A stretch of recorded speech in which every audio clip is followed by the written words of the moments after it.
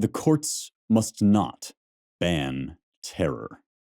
To promise that would be deception or self-deception, but must formulate the motives underlying it, legalize it as a principle, plainly, without any make-believe or embellishment. It must be formulated in the broadest possible manner, for only revolutionary law and revolutionary conscience can more or less widely determine the limits within which it should apply. With communist greetings, Vladimir Lenin. As you've probably gathered, these next couple episodes are going to get pretty heavy. We're going to be talking about the horrors of the Soviet Union as reported by the great Soviet dissident Aleksandr Solzhenitsyn. And so before we leap into the murders and the intrigues and the torture and the interrogation, I wanted to start with something a little bit lighter, a lighter fare, which is that for the entire Advent season leading up to Christmas, we are doing a Christmas sale throughout the entire Young Heretics merch store. I haven't talked about merch a lot lately, but it's still available and it really is great stuff. I love when people show me they're taking their, Young Heretics shirts to the gym or they're wearing their hat in class. There's lots of awesome high quality products. We tested out each one. You've got stickers, hats, shirts. There's a We're Reading Homer and Screw You shirt, and all of it is 20% off throughout the entire shop when you use the promo code Santa. This only lasts until Christmas, so you want to get it now. It's youngheretics.com/shop, and you get 20% off the entire shop when you use the promo code Santa from now until Christmas. Okay, let's get back into this letter from Lenin to Kursky. The great Soviet dissident, Aleksandr Solzhenitsyn, writes in the Gulag Archipelago that before a letter like this, one must simply remain in contemplative silence. And I'm going to read parts of it again to you, because if you just are coming at it for the first time, maybe its implications aren't entirely clear. One of the things about Soviet and socialist writings is that you have to kind of unpack the jargon or the scientific jargon to get at the horror behind them. Lenin says the courts must not ban terror. That is, intimidation and terror are integral tools in quote-unquote Soviet justice, and must formulate the motives underlying it, legalize it as a principle, terror as a legalized principle of law. It must be formulated in the broadest possible manner, for only revolutionary law and revolutionary conscience can more or less widely determine the limits within which it should be applied, i.e. only we get to determine what a good and bad use of terror and terrorism and intimidation is. We, the pure revolutionaries, the pure socialists, the pure leaders of the Soviet Union, everybody else doesn't get a say. This sort of sick inversion of justice is at the heart of what would become the greatest crime against humanity of the 20th century, up there at least in stiff competition with the Holocaust, and that is the Gulag, the forced labor camp system of the Soviet Union. This is going to get heavy, you guys, these episodes. I am currently working through Solzhenitsyn's great expose of the Gulag Archipelago, and I'm going to take you with me on this journey. This is a lengthy text that came out in the 70s, and shattered the idealism of Western elites who were, waxing poetic about the wonders of Stalin. W.E.B. Du Bois, an academic for whom I have a fair degree of respect, wrote an obituary of Stalin in 1953 that is emblematic of kind of sophisticated naivete about the USSR. This hagiography, this glowing report of Stalin, a man who killed millions. I mean, this is something. This book, this report on the Gulag system and life in Soviet Russia completely transformed the way we were able to think about this sort of thing. And in part intentionally, it's been forgotten, because if you read it all the way through, you come to understand the horrible wages, not just of socialism, because I think we throw that word around probably too much, but of grand utopian theory executed with ruthless disregard for human nature. In some sense, what we're really seeing is the extreme of what Burke warned against in the French Revolution. And so one reason why I want to spend a lot of time with this book and with you is because on the right, or even just among people who are alarmed at the crisis of America, the crisis of the West more generally, we do a lot of kind of, and some of it's in jest. I do it too, these commies, these socialists. And we throw that around without really understanding, I think, the root of what we're talking about. Like we talk about it, somebody proposes business regulations or tax protectionism or, economic policies that maybe we don't like or that are anti-Reaganite. We say, oh, that's socialism. But in my opinion, from reading this book, the real essence of socialism goes much, much deeper than economic policy per se. The economic policies, the nationalization of the banks, of insurance companies, of food, right? Those were hideous disasters and caused many of the deaths that I'm going to be talking to you about. But at a deeper core, those economic policies grew out of this Marxist relativism about and determinism about history, that history marches forward and that only the revolutionaries are truly in possession of the higher good. We talked about this a little bit when we talked about Dostoevsky. I'm going to get back into Dostoevsky today. But it's this utilitarian idea that if you can do the greatest good for the greatest number, it doesn't matter what you do on the way, because you're en route to a grand, perfectible theory of human nature that never quite materializes, but it is always just around the corner. And you end up, of course, standing atop a pile of human bodies. This is Douglas Murray's wonderful point in The Strange Death of Europe. He says you end up standing atop a pile of human bodies, promising that just one more is going to bring perfection. And so I think we are both too serious and not serious enough about our claims that socialism is coming into being in the US. That is, we tend to wring our hands over the really awful things that we see done in our public square without recognizing just how bad it can get. And that's one thing that Solzhenitsyn can help us to grapple with.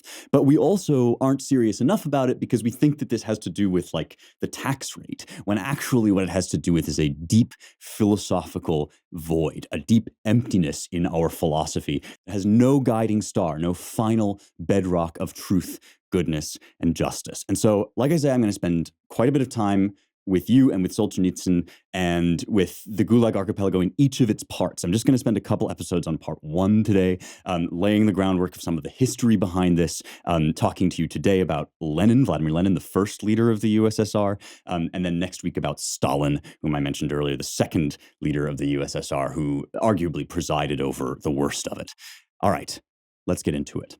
You guys, there is no better way to get up close and personal with the deep ancient authors that we talk about on this show than to read them in their original language. And the Ancient Language Institute is the place to go to get reading ancient texts. They teach biblical Greek, they teach biblical Hebrew, they teach Latin, and all of these you'll be learning in a way that makes you able to read quickly. You don't have to fuss around with minute and arcane points of grammar. You get immediately into the text as if it was a living language, and you get to encounter these magnificent authors face to face. Aristotle, Virgil, Cicero, all of these people that we talk about on the show, whose wisdom has withstood the ages and the tests of time, the very foundation of the West.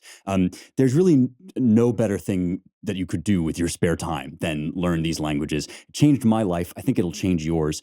Go to ancientlanguage.com/heretics to sign up now for their spring semester. Registration is open through December 18th, but these things fill up really quickly. So go to ancientlanguage.com/heretics. You'll get a 10% discount on your spring semester registration. They teach people from all levels and walks of life. You do not need a PhD or to be studying for a PhD in order to do this. They're really phenomenal educators at every level. So if you or someone you know is interested in this, I encourage you to go to ancientlanguage.com/heretics and get a 10% discount on the spring semester through December 18th.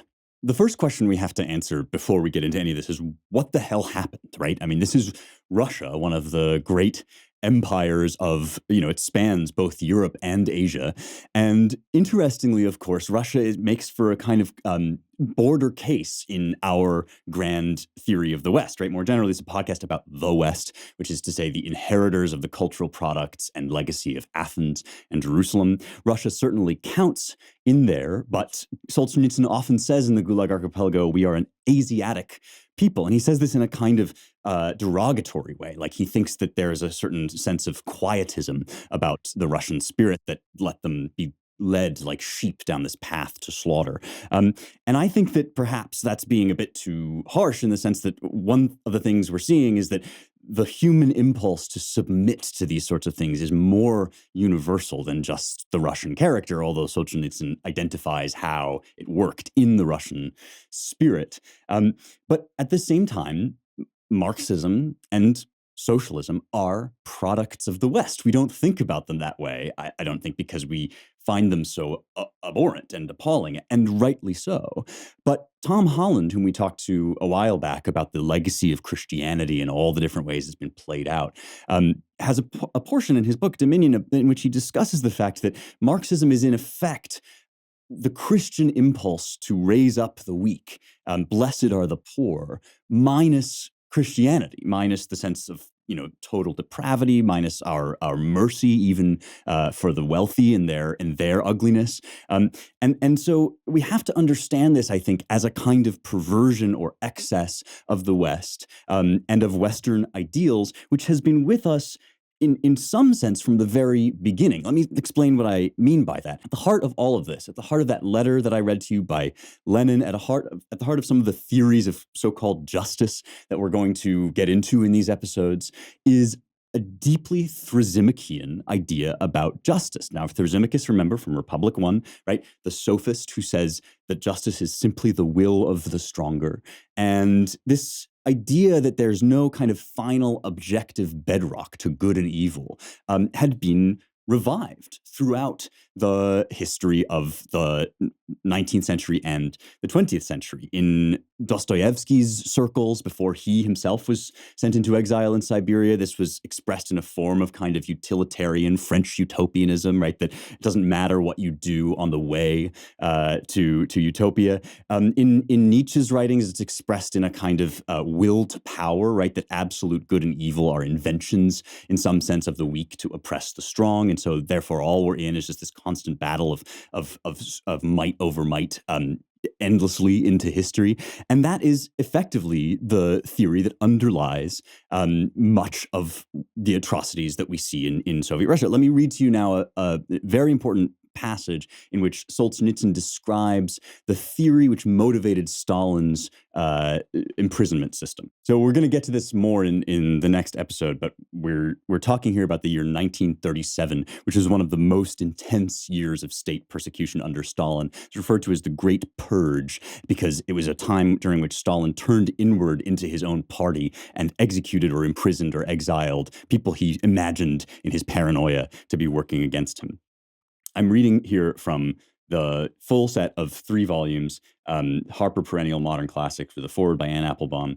This is the first volume, as I mentioned, of 3. There's also an abridged 1-volume version if you don't want to labor your way through thousands of pages. But we, together on this show, will at least touch upon the whole thing. Here's what Solzhenitsyn has to say about Vyshinsky, who is who will eventually become the chief prosecutor under Stalin. It turns out that in that terrible year, that is in 1937, Andrei Yanuaryevich, one longs to blurt out Jaguaryevich, Vyshinsky, availing himself of the most flexible dialectics of a sort nowadays not permitted either Soviet citizens or electronic calculators, since to them yes is yes and no is no, pointed out in a report which became famous in certain circles that it is never possible for mortal men to establish absolute truth, but relative truth only. He then proceeded to a further step, which jurists of the last 2,000 years had not been willing to take, that the truth established by interrogation and trial could not be absolute, but only, so to speak, relative. Therefore, when we sign a sentence ordering someone to be shot, we can never be absolutely certain, but only approximately, in view of certain hypotheses, and in a certain sense that we are punishing a guilty person. Thence arose the most practical conclusion that it was useless to seek absolute evidence, for evidence is always relative, or unchallengeable witnesses, for they can say different things at different times. The proofs of guilt were relative, approximate, and the interrogator could find them, even when there was no evidence and no witness, without leaving his office, basing his conclusions not only on his own intellect, but also on his party sensitivity, his moral forces. In other words, the superiority of someone who has slept well, has been well fed, and has not been beaten up, and on his character, i.e., his willingness to apply cruelty. In this sense, and I believe it is a very profound sense, the philosophy of the Soviet Union actually goes deeper than Marxism or communism as we typically tend to describe it. This is always the way with moral relativists, that they begin by promising to liberate you from your old pagan superstitions, or indeed your old Christian superstitions, as Burke points out, right? They always promise a bright new future of pure rationalism where we shuck off all the old tribalism and atavistic superstitions like religion. And then that glib sophistication always turns out to be a mask for pure animal cunning and power politics. Wyszynski begins with this kind of glib assertion that we can neither know truth nor good nor evil in an absolute sense. And so really, how would we ever know if someone's guilty or innocent with conviction? We don't need to worry about that. We can condemn someone right from our office and indeed subject them to all kinds of hideous torture, which we'll get to in a bit, fair warning. This is, in essence, a philosophy that had been working its way through the minds of the intelligentsia of Europe for nigh on 100 years before the Russian Revolution. And we should state at the outset, right, that it's not as if things in Russia were also hunky-dory before Lenin and his compatriots took over. One of the things that I try to stress a lot on this show, especially when we talk about our present terrible years of riots and of populist unrest, is that the reason ginning up populist unrest is so dangerous is because you're usually referring to actual breakdowns in the system that already exists. And that was certainly the case for Lenin and the Bolsheviks, which is to say the Soviets.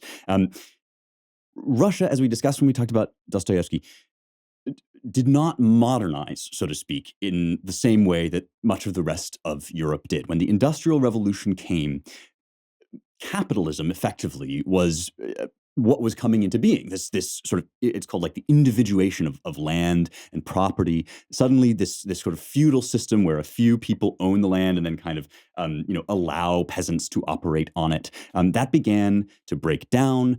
Free market trade, exchange of goods under the price mechanism. All of these things were coming into being, and Russia remained in what was called serfdom, which was a kind of feudal system. They were an empire. The Romanov emperors had ruled for 300 years by the time they were deposed in the revolution. And there was enormous dissatisfaction, especially when the serfs were set free. They then flocked to the cities and essentially had nowhere to go, similar to what happened when the slaves were freed in America, right? There was suddenly this enormous underclass of people who had no resources and were full. The cities were full of them, and nobody really quite knew or had a good proposition about what to do with them. And so into that void stepped this idea that Russia was basically going to bypass capitalism. So one typical Marxist analysis of history is that you go through a period of first feudalism, then capitalism comes into being, and it's this intermediary stage on the way to true communism, where we're going to get rid of these parasites, these managers who just direct people where to go, and just let the workers have the fruits of their labor, right? Just get back to this thing where, the workers are the ones in charge. And so there were these circles in the cities, in Moscow and in Petrograd, or St. Petersburg, as it was called before World War I. There were these sort of conferences of intellectuals who thought that what was going to happen now is that we weren't going to have to go through all of that capitalism stuff and all its various injustices that the rest of Europe had gone through. I mentioned when we talked about Dostoevsky, this novelist Nikolai Chernyavsky.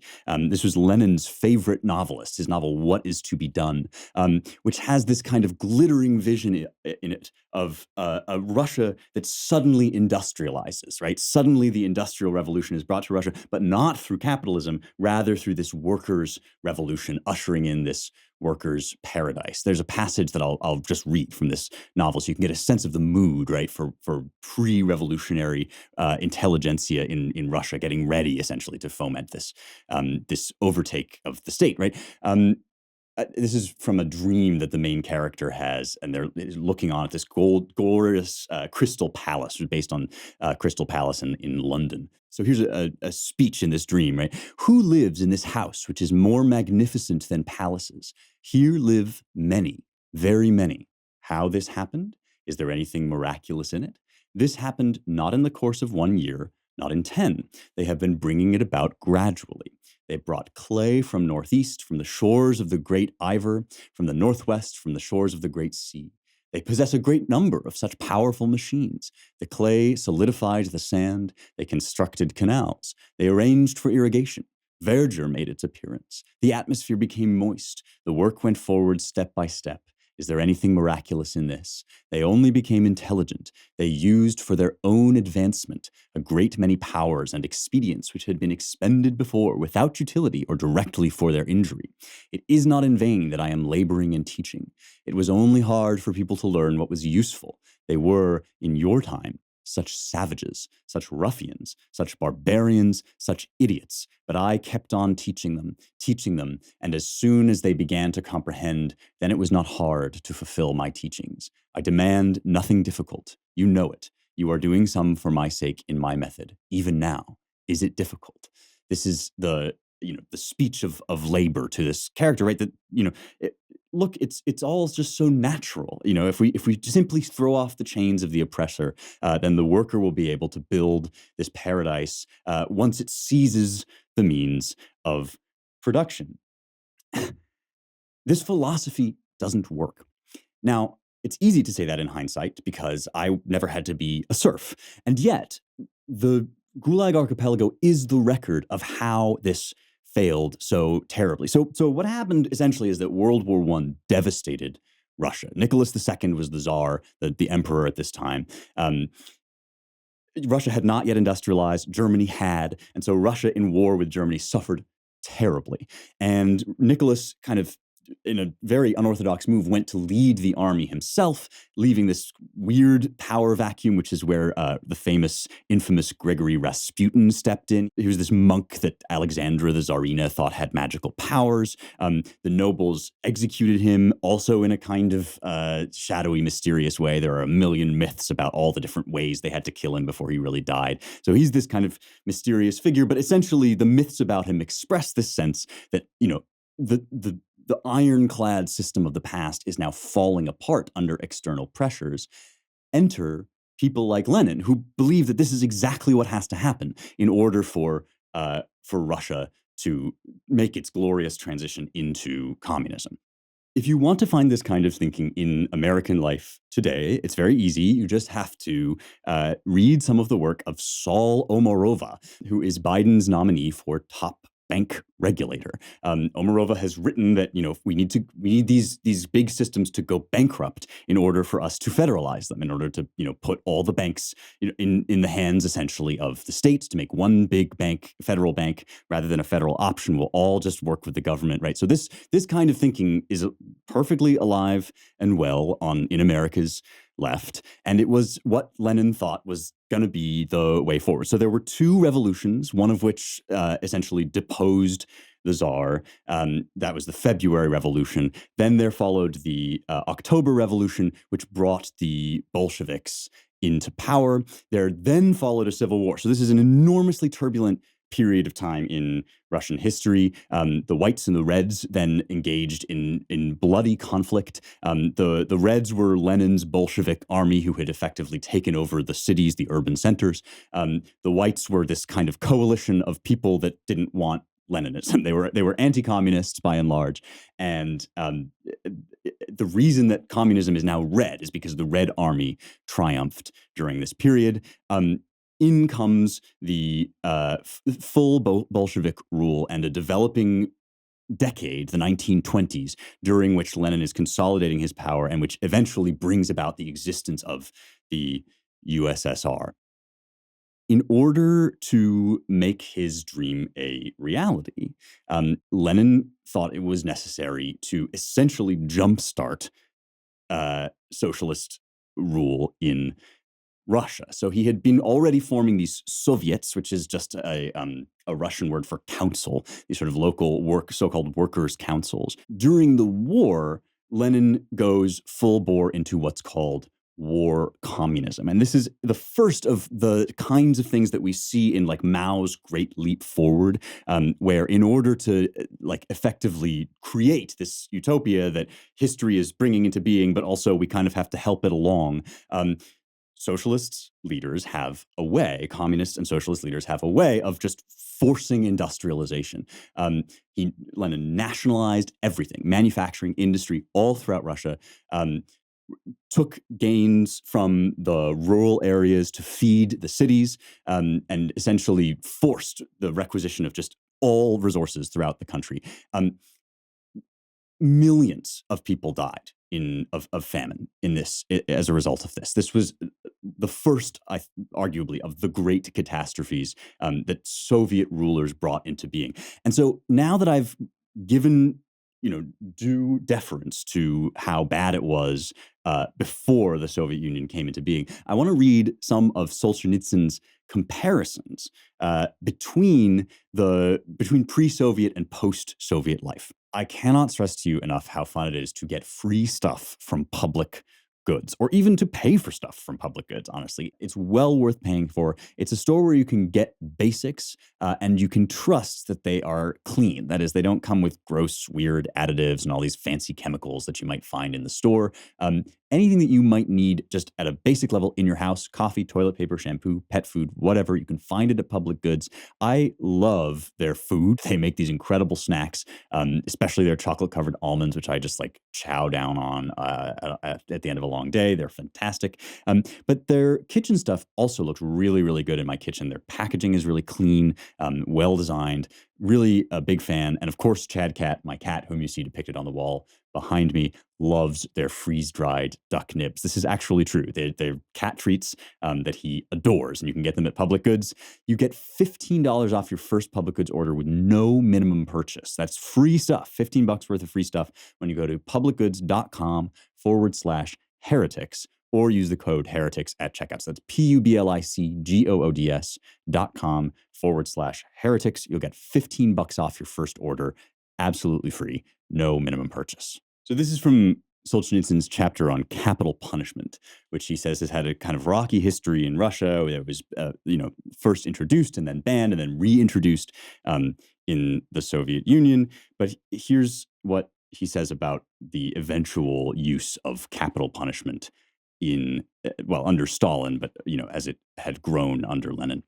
The law of 7/8 was applied to the roster of capital punishment, that law so vitally important to advancing socialism, which guaranteed the Soviet subject a bullet for each crumb stolen from the state's table. So remember, at this point, they were going into farms, right, and demanding that the bread produced there be requisitioned for the use of the government. Everything belongs to the government because the government is the people, and then the government redistributes according to its grand designs, except, of course, that what this actually means is inefficiency and hideous famine, right? As always happens at the start, they hurried to apply this law in 1932 to 33 and shot people with special ferocity. In this time of peace in December 1932, at one time 265 condemned prisoners were awaiting execution in Leningrad's Kresty prison alone. And during the whole year, it would certainly seem that more than 1,000 were shot in Kresty alone. And what kind of evildoers were these condemned men? Where did so many plotters and troublemakers come from? Among them, for example, were 6 collective farmers from nearby Tsarskoye Selo, who were guilty of the following crime: After they had finished mowing the collective farm with their own hands, they had gone back and mowed a second time along the hummocks to get a little hay for their own cows. The All-Russian Central Executive Committee refused to pardon all 6 of these peasants, and the sentence of execution was carried out. What cruel and evil Cheka, what utterly repulsive and infamous serf owner would have killed 6 peasants for their miserable little clippings of hay? If one had dared to beat them with birch switches, even once, we would know about it and read about it in school and curse that name. But now, heave the corpses into the water, and pretty soon the surface is all smooth again and no one's the wiser. And one must cherish the hope that someday documents will confirm the report of my witness who is still alive. Even if Stalin had killed no others, I believe he deserved to be drawn and quartered just for the lives of those 6 Tsarskoye Selo peasants. And yet they still dare shriek at us from Peking, from Tirana, from Tbilisi, yes, and plenty of big bellies in the Moscow suburbs are doing it too. How could you dare expose him? How could you dare disturb his great shade? Stalin belongs to the world communist movement, but in my opinion, all he belongs to is the criminal code. The ferocious bitterness and anger that breathes on every page of this text, right? It shows you how he managed, I think in large part to help bring the Soviet Union down. I mean, he was instrumental in making the West realize what was going on here and in exposing things that in Russia had become under a curtain of utter silence. So this is effectively the consequence, right, of these grand theoretical designs applied with no regard for human nature, right? You dream up this way that everything could be perfect if we just took human nature out of the picture. In Dostoevsky, that's dramatized with the murder of the old woman, right? Who's everything could be great if we could just kill her and take her wealth and maybe even give it to the poor, right? And that irreducible fact that murdering her is a sin is what Dostoevsky confronts Raskolnikov with, right? In the 19th century, before any of this.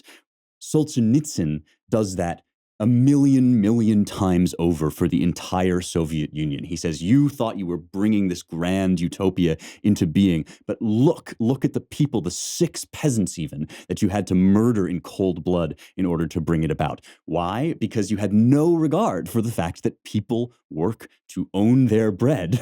And in fact, when you nationalize all of these things, what you really do is you wrest them out of the hands of the people. So that was under Stalin, that murder of the 6. But it begins, right, with this 1921 famine, which kills, by some estimates, 5 million people.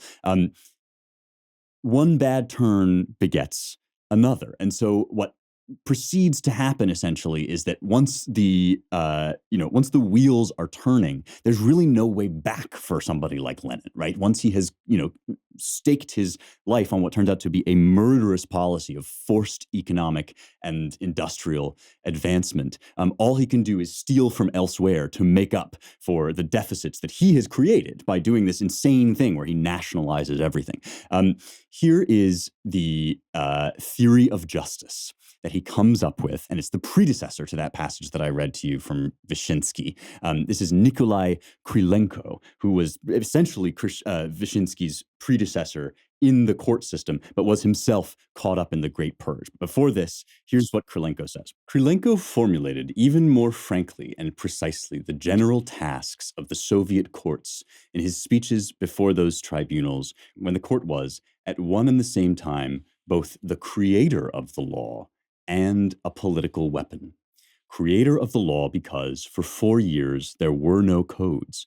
They had thrown out the czarist codes, and they had not composed their own.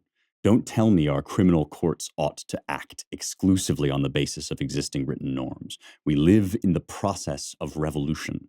A tribunal is not the kind of court in which fine points of jurisprudence and clever stratagems are to be restored. We are creating a new law and new ethical norms. And also, no matter how much is said here about the eternal law of truth, justice, etc., we know how dearly these have cost us. And so this is essentially the open expression of a complete power politics, that these eternal ideas, these old fantasies, those are to be jettisoned. The court is to be judge, jury, and executioner. This is the outpouring of what is called the Cheka. The Cheka is the secret police that Lenin established after the Bolshevik Revolution. It was an instrumental part of what's called the Red Terror, which is the sort of campaign that Lenin engaged in to execute his enemies after there was an attempt made on his life. Add to those 5 million starved in famine, as many as 100,000 class enemies between September and October 1918. So this was just an absolute bloodbath that, again, comes into being because Lenin has essentially created this system which the only thing for him to do that would be just would be to repent in sackcloth and ashes, right? He's essentially staked this big claim on the idea that Russia is going to, leap forward. And in true Burkean fashion, it turns out to be a complete boondoggle. They threw out the Tsarist codes, says Solzhenitsyn, and they had nothing in its place except power. I'm going to read to you now from what's called the hanging order, which is a telegram with instructions to put down a kulak revolt. We're going to get to the kulaks in just a second, in the Penza gubernia region. So kulaks obviously don't like having their bread stolen from them. These are powerful peasants, right, who are being liquidated as a class, having their possessions taken from them. Here's how Lenin invites his thugs to respond. 1, hang, absolutely hang, in full view of the people, no fewer than 100 known kulaks, fat cats, and bloodsuckers. 2, publish their names. 3, seize all grain from them. 4, designate hostages. Do it in such a fashion that for hundreds of verst around, this is a measure of distance, hundreds of verst around, the people see, tremble, know, shout. The blood-sucking kulaks are being strangled and will be strangled. Telegraph receipt and implementation, yours, Lenin. P.S. Find tougher people. In a grim sort of way, I love that line because it lays bare exactly what these utopian movements always end up doing, and that is saying that the people are not revolutionary enough. This was actually one of Lenin's, grand principles, as compared with the Mensheviks, who were the kind of alternate, sort of somewhat, if possible, more lenient competitors. Lenin's idea was that actually it was a cadre of intellectuals who were going to show the people the way, right? So we know what's best. We impose from the top down, and this is going to invite the people to rise up, right? A consciousness raising, a glorious revolution imposed on the people from the top down for their own good. I mentioned this when we talked about Dostoevsky as well, right? That it always turns out that the people are less revolutionary than the commies. And in Siberia, this was one of the things that Dostoevsky discovered, that actually the people who were down and out in Russian society were clinging to their Bibles, right? Were deeply invested in their faith, and had nothing to do with this kind of intellectual theorizing that was going on in the circles that he had previously been frequenting. This is an example, this invitation to hang no fewer than 100 known kulaks, fat cats, and bloodsuckers. This shows you what happens when you consider yourself to be the voice of the people and to know better for them than they know for themselves. Now let's talk about these kulaks, okay? So kulak becomes a term used to describe essentially the middle class. The idea is that these are the people who are standing in the way of the revolution because they're greedy. They want, to be landowners, and maybe even they want to, rent out their land. They want to be landlords. Here's what Solzhenitsyn has to say about the liquidation of the kulaks as a class. He says, in Russian, a kulak is a miserly, dishonest, rural trader who grows rich not through his own labor, but through someone else's, through usury and operating as a middleman. In every locality, even before the revolution, such kulaks could be numbered on one's fingers. That is, there weren't actually that many of them. And the revolution totally destroyed their basis of activity. Subsequently, after 1917, by a transfer of meaning, the name kulak began to be applied in official propaganda and literature, whence it moved into general usage to all those who in any way hired workers, even if it was only when they were temporarily short of working hands in their own families. But we must keep in mind that after the revolution, it was impossible to pay less than a fair wage for all such labor. The committees of the poor and the village Soviets looked after the interests of landless laborers. Just let somebody try to swindle a landless laborer. To this very day, in fact, the hiring of labor at a fair wage is permitted in the Soviet Union. But the inflation of this scathing term kulak proceeded relentlessly, and by 1930, all strong peasants in general were being so called, all peasants strong in management, strong in work, or even strong merely in convictions. The term kulak was used to smash the strength of the peasantry. Let us remember, let us open our eyes. Only a dozen years had passed since the great decree on the land, the very decree without which the peasants would have refused to follow the Bolsheviks, and without which the October Revolution would have failed. The land was allocated in accordance with the number of mouths per family equally. It had been only 9 years since the men of the peasantry had returned from the Red Army and rushed onto the land they had wrested for themselves. Then suddenly there were kulaks and there were poor peasants. How could that be? Sometimes it was the result of differences in initial stock and equipment. Sometimes it may have resulted from luck in the mixture of the family. But wasn't it most often a matter of hard work and persistence? And now these peasants, whose bread grain had fed Russia in 1928, were hastily uprooted by local good-for-nothings and city people sent in from outside, like raging beasts, abandoning every concept of humanity, abandoning all humane principles which had evolved through the millennia. They began to round up the very best farmers and their families and to drive them, stripped of their possessions, naked, into the northern wastes, into the tundra and the taiga. It's important to pay close attention here to understand, because again, when we natter on about communism or socialism in America, right?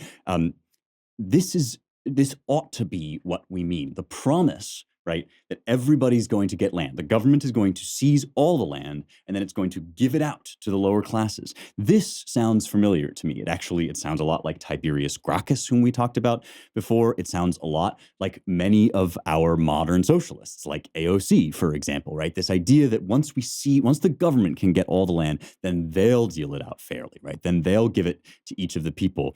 And then suddenly, gradually, first under Lenin and then under Stalin, it turns out that actually there are some people in the lower class who aren't revolutionary enough. And in fact, they're all kulaks, right? The term kulak becomes this slur to define anybody who works through industry to become in a position that is going to enable them to employ other people, right? To hire folks in their name, right? Think about the way we talk now about landlords. Under coronavirus, when people weren't being able to pay their rent, in part because there were, businesses being shut down across the country, but also because, there were people that simply wouldn't leave their houses because of fear of this, government-induced fear of this virus. There was an eviction moratorium, meaning that you couldn't kick people out of your property if they weren't paying rent.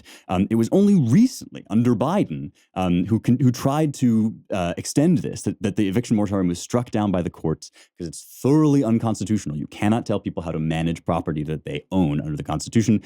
And under the guise of an emergency, the state essentially requisitioned people's apartments that they were renting out and said, you have to let people stay here. This was all presented in terms of compassion and sympathy, right? Empathy. And it was as if, right, these evil landlords were these money-grubbing fat cats rubbing their hands. I mean, hear the way Lenin talks about them, right? Fat cats, all kulaks and fat cats. But of course, people that rent apartments are just people in the lower class who have worked their way up into the middle class. That's all kulakism under Lenin is, right? It's just middle class striving, which is natural to people because people have a personal human investment in the labor of their hands. This is human nature. And that's what I'm talking about when I say that if you have a theory that works perfectly, except for human nature, you are going to end up turning into a monster, no matter how beautiful your theory may be. Let me read to you a headline now from the New York Times. Actually, this was a tweet that they tweeted out to describe one of their stories. Reforming the suburban American housing system is key to solving problems like segregation and climate change, but the process will be difficult as single-family neighborhoods are America's predominant form of living and homeowners broadly enjoy them. Let me break that tweet down for you, and then I will return to the liquidation of the kulaks, right? The process will be difficult. It's key to solving problems like segregation and climate change, which are code words, right? Code words for radical agenda items that the leftist elite in our country identifies everywhere. If you're mining Bitcoin, you're part of the problem with climate change because you're using too much electricity. Never mind that our elites have completely ignored the sustainable option of nuclear power, have done everything they can to make it look dirty and ugly when it's in fact our best option to deal with these kinds of things, right? Never mind that. Never mind the fact that by segregation, they at this point just mean like, college admissions requiring SAT tests, right? The key to reforming all of this in our grand theory, we are the enlightened ones, and we will say that the way to do this is to reform the suburban American housing system. This means things like prohibiting single-family zoning, right? Which is one of Gavin Newsom's big things, right? Like stop people from being able to buy houses for themselves and enter the middle class. The problem is that homeowners tend to enjoy the suburbs, tend to like living in houses where you don't have to pay a gajillion dollars a month for rent. The problem is those pesky human beings and their desire to live dignified, individual lives over which they have control. Yes, this is socialist, but it's deeper than socialism. It's more profound than that. And I know because it echoes things that Burke said. It echoes conversations that Socrates had with Thrasymachus. This is how elites regard the working class. They think of them as raw material to be enlightened and molded. That is, elites when they have become corrupt, right? Now, again, we would be doing a disservice. We would be giving an insult to the people who suffered under Lenin and Stalin to say that we in America are suffering the same problem. So in that respect, we can be unserious sometimes. We say, oh, socialism has come to America. No, what socialism looks like is 5 million dead of famine in 1 year and 100,000 executed by a paranoid ruler who thinks that everybody's trying to kill him because he is trying to kill his people, right? That's what socialism looks like. We're not serious enough, though, when we don't identify the underlying moral and philosophical logic that leads us to that point. And it's the same snide logic that lies behind that New York Times tweet. Well, people tend to like having houses. People tend to like having bread. And this is a problem because we really need to get about fixing climate change, or we really need to get about socializing the country. We really need to get about bringing the victory of socialism into reality. This is why the Cheka, the secret police, which would eventually become merged with the NKVD and would become, as I said, the state would become judge, jury, and executioner. This is why it becomes so hideously corrupt in the ways that Solzhenitsyn documents at endless length. As I said, remember, this is his way of confronting you with the irreducible fact of the worth of human life and the disgusting immorality of devaluing human life in the name of theory and the name of utopianism, right? He puts it in front of your face again and again and again, the same way Dostoevsky before him had put it in front of the face of Raskolnikov. But he does it on the national scale, and it became impossible for anyone who read this book to defend the Soviet Union, or at least for anyone who read it seriously and with honesty. I'm going to read to you now, finally, some more portions of just how the Cheka behaved in its early years. And next week, I regret to inform you that we'll get into the even darker years under Stalin.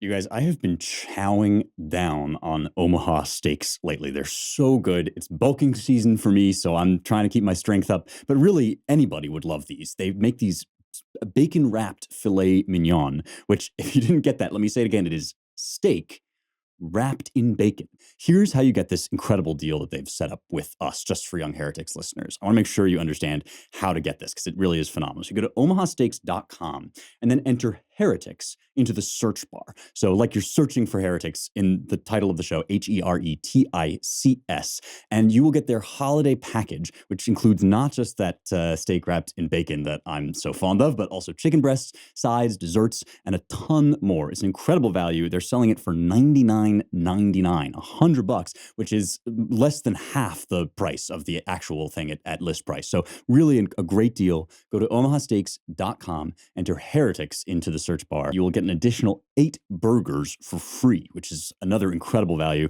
It's $99.99 for the whole package. Enter heretics into the search bar at omahasteaks.com and achieve gifting greatness with Omaha Steaks. Incredible flavor, incredible value, 100% guaranteed. You're going to love it. omahasteaks.com. Enter heretics into the search bar to get the holiday gift package for just $99.99. So here's how Lenin and the Cheka reacted when the people in charge of engineering, which was one of the major, obviously, drivers of the kind of economic activity that Lenin wanted to stimulate, read force into being, right?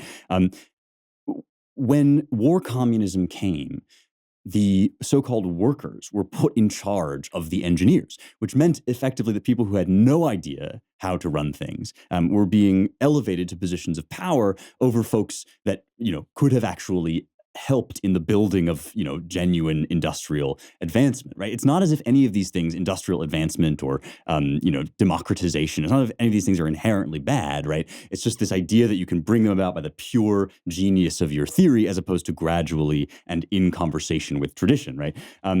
Here's what Solzhenitsyn writes. The wild pressures of war communism could only sicken the engineers.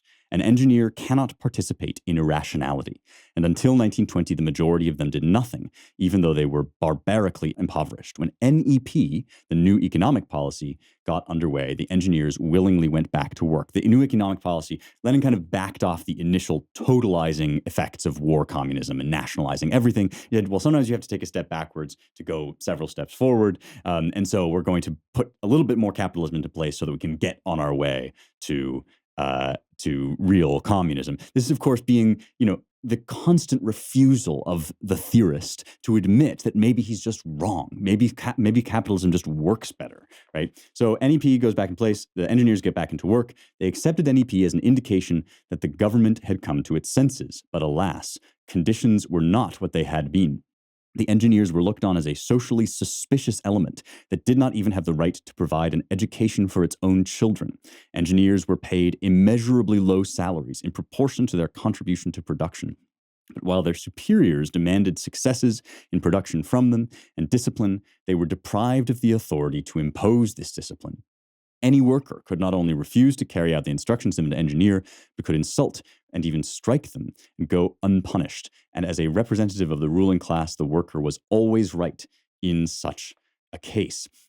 Krylenko hauled these people before the Cheka because he accused them of wrecking, which is this word that they came up with to accuse anybody that said, well, maybe this sort of, total restructuring of the way we do business doesn't make any sense, right? Eventually, any kind of dissidence about that, or indeed even just questioning, became the object of strenuous state persecution. We're going to get into the gory details of what that persecution meant next week. But I just want to assert one more time, right, that this kind of reading, the kind of time that we are spending with the actual accounts of what happened under Lenin's Soviet Russia and then next week under Stalin, right?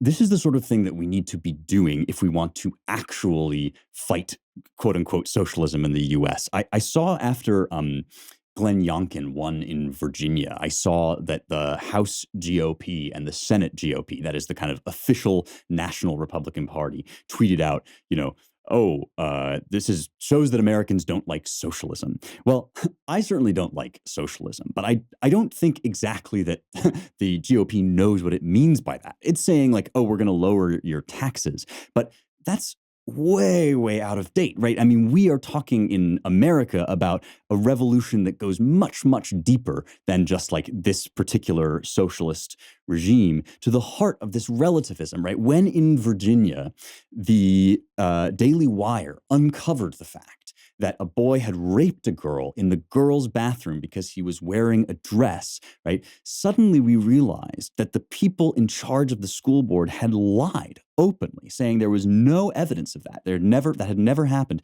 when it was already in the court system, right? They lied because they were protecting their agenda. That's what the people stood up against in Virginia, right? They stood up against this total relativism that makes justice the will of the revolutionaries. And if we're dealing with socialism in America, that is, if we're up against something that is reminiscent of the Soviet Union, it's that. It's with the corrupt and corrupting philosophy that there is no good or evil except what the virtuous determine. It comes to us in this era through Marx. In some sense, it's underscored by Nietzsche, and it certainly comes into being in full force in the Soviet Union. And Solzhenitsyn lets us look at the wages of it and see what it is. But in its origins and in its essence, it is far deeper and older than Stalin or Lenin. This is the thing that Socrates was fighting against. It was the very essence of what he tried, what he gave his life essentially to contest. That is, things are not good or bad only because thinking makes them so. There is objective right and wrong. Justice exists and is good. And unless we can grab the heart of that and be honest about it, then we're not serious at all when we talk about socialism. We're gonna hit pause on that. We'll come back next week to talk more about Stalin. So I pulled out my phone the other day, and true story, I was subscribed to like 5 different things that I am not using, like, music services. I have both Spotify and Apple Music, I realized. They auto-renew your subscriptions to these things because they want you to forget that you're not using them, right? The way to fix this is Truebill. It is an app that you download, and it helps you to sort through and stop paying for subscriptions that you don't need or want, or the ones that you simply forgot about. You were like, maybe I'll sign up for this for a month, and then you forget that it exists, and you're just paying for it every month, right? Get this. This is crazy, but I actually believe it. People save up to $720 a year with Truebill. That's like several car payments. And I'm sure that I have this too. I just downloaded the app and they've already saved me a bunch of money. I bet I'm going to be in that range by the time I get to the end of the year. And you could do a lot with $720 a year. It's pretty incredible. Don't fall for subscription scams. Start canceling today at truebill.com/heretics. One more time, it's truebill.com/heretics. Go there now. It could save you thousands a year. I want all of my followers to be incredibly wealthy so that we can build a vast empire of warriors for the West. One of the ways to do that is by going to truebill.com/heretics and canceling all those dumb subscriptions that you probably forgot about. Let's take a mailbag question. Mailbag questions come to me on Locals, where the VIPs get all sorts of extra added benefits. This is a community of people that I started because I realized that we could go a lot deeper than just these episodes every week. There's so much to talk about in the great traditions of the West, and there's so much to talk about in our lives, but how we can apply those things. And so I really am loving this community that we've built. It's something very special, and we would love for you to be a part of it. During the lead up to Christmas, during the Advent season, we are running a Christmas special where you can join for only $40 a year. Usually this is a $56 a year membership to become an annual Locals VIP. Until Christmas, and only until Christmas, it's just going to be $40 a year. And this is a great time to join because we're doing all sorts of fun Christmas stuff. I'm running the Young Heretics Advent calendar over there, which is every day I translate a little bit of the Annunciation and the Bible story of Jesus' birth from Greek into English, and then comment on what the Greek means and what we can learn from it. And, even if you're not a committed Christian already, it's a great way to learn more about the Bible, which is one of the foundational texts of the West. So, like I say, great time to become a Locals VIP. I would love to see you there. It's youngheretics.com/locals. And right now, until Christmas, you can join for just $40 a year. It's usually $56. Now it's $40. youngheretics.com/locals. And you'll get all sorts of stuff, including that Advent calendar, which is only for VIPs, but lots of other things too, like exclusive essays, tips on workouts, tips on which scotches to drink, and you'll get to be in the mailbag. So here's a mailbag question from Locals VIP Eravir. Dear Spencer Klavan, no relation to the infamous Andrew Klavan. Thank you. That's correct. I am not related to my father, Andrew Klavan. In the episode about St. Thomas More, you described how he chose to be executed rather than sanction King Henry VIII's new marriage because he believed the Bible forbade it. By the way, he believed that the Pope forbade it because of the Bible and because of Jesus, and that he was bound to the Pope. But yes, that's true. I understand the argument you made about following one's conscience, and I do find his stand very courageous. In one way, I find More's view of the situation too black and white. I see this problem as a choice between two evils. He could go against his conscience, say what the king desired, and feel the personal shame of lying. Alternatively, He could let himself be killed and deprive his children of their father and the world of his work, an action tantamount to suicide. Isn't it much worse to deprive a family of a father than to feel personal guilt over a lie? Both actions lead to a sort of sin. Shouldn't we just pick the lesser of two evils? Do you think this is a correct way to look at the world and hard situations that occur, or is this more pragmatic approach to life opening up too many doors that could allow one to excuse any action as just staving off a worse evil? Yeah, so in Moore's case, I think it would have been wrong. I mean, nobody, I don't think, could have faulted him for doing what you're suggesting, for saying, well, I've got a wife and kids and I need to protect them, so maybe I'll just go along with this because it's just a minor thing.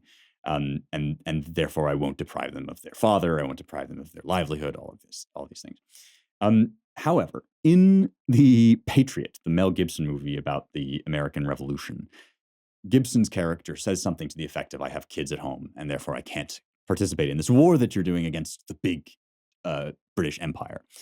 And one of his friends says to him, it's not only childless men who go to war.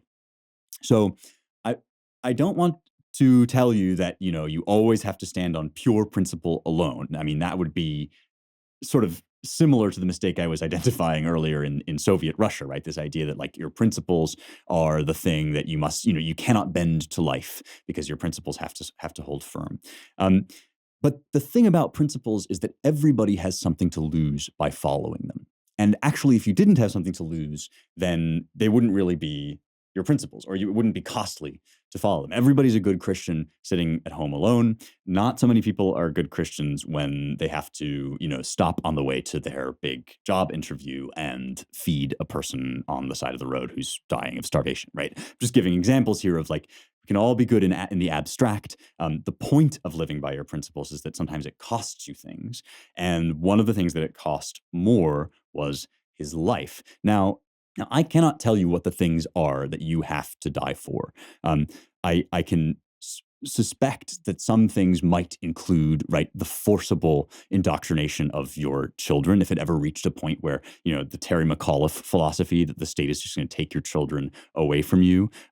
Perhaps it would be better to die in order to, keep the state from coming for your children, or to fight against the state that was coming for your children.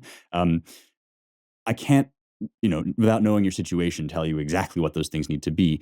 All I can say is you need to decide what those things are. What are the things for which you are willing to die? Because those will set the limits of your compromise, right?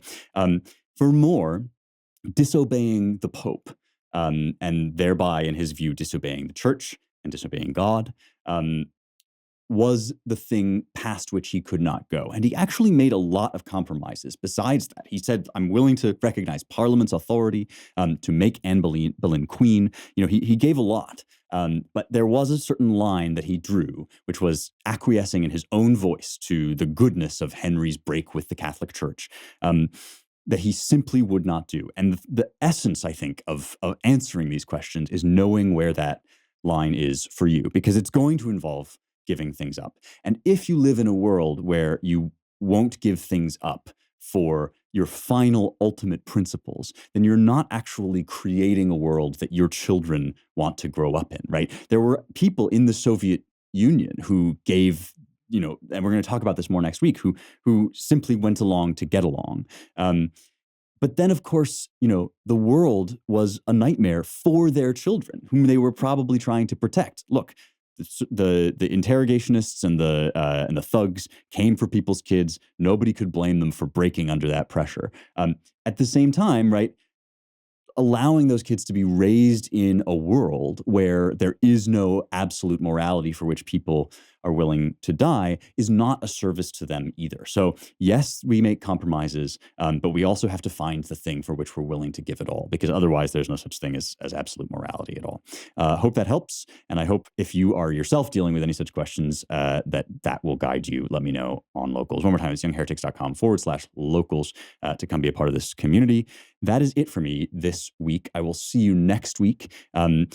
If you like this show, you will love the Claremont Institute, where I work. We publish the Claremont Review of Books and The American Mind, two excellent publications, in my humble opinion, which do take the American crisis and the history of the Soviet Union both seriously in their turn. Go check them out and go to claremont.org/donate if you'd like to help us in our work. Don't forget to let us know in the notes that you heard about Claremont through Young Heretics. All right, folks, thanks for being with me as always. I will see you next week for more truth, beauty, and the stuff that matters.